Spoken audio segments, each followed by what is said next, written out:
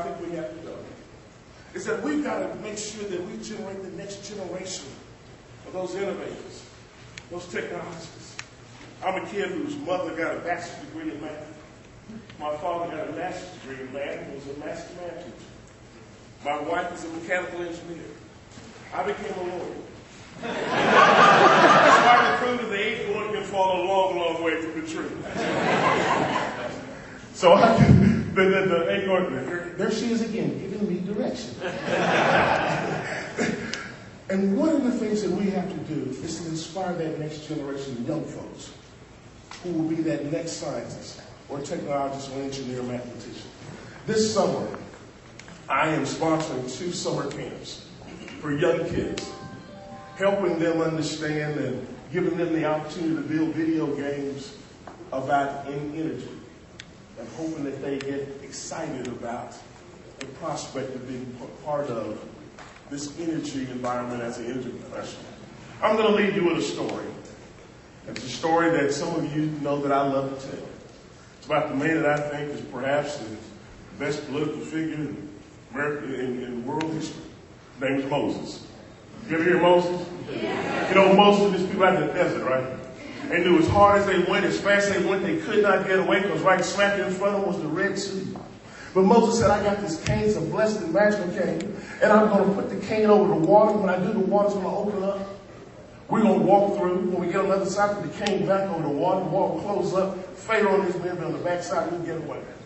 Moses knew this idea would work. He studied and prayed about it, got a special word about it, he knew it would work. But he did something we do in government a lot. He formed a committee. Now, on the committee was a lawyer, an engineer, and a doctor. And Moses went to the lawyer and said, Mr. Lawyer, what do you think about my idea? The lawyer says, the dumbest thing I've heard in my life.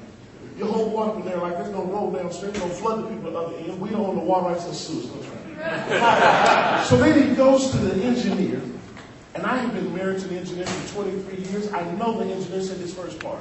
I have never agreed with a lawyer on anything. And then the engineer went further and said, but I agree this time your idea defies the laws of gravity, it won't work. He went to the doctor and said, Doc, what do you think about my idea? Doctor said, your idea defies the law. We've been out here a long time. We walk across that sea, that bottom, germs would have gotten up in us and we'll die. Don't try it, it won't work. Moses knew it would work. He studied the idea. Got a special word about it. In the back of the room was a young lady from Americans for Prosperity. And Moses said, what do you think about my idea? And the young lady said, look, I am not a lawyer. I know nothing about prosecuting a lawsuit. I'm not an engineer. I know nothing about the laws of gravity. I'm not a doctor. I know nothing about the prevention of illness. But if you can pull this off, I'll get you 3 whole pages in the Bible. My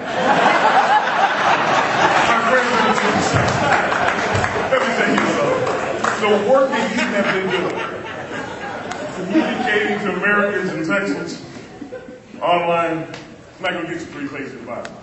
But I suspect if we continue doing our business and paying attention to why we started in the first place. We began this mission because we were going to be about the business of transforming America. We wanted to make sure that liberty was protected. We wanted to make sure that opportunity was expanded. That's why you got into this business in the first place.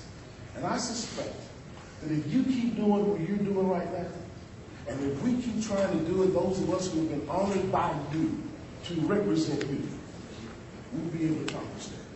May the peace of the Lord be with you. May God bless you. May God bless you.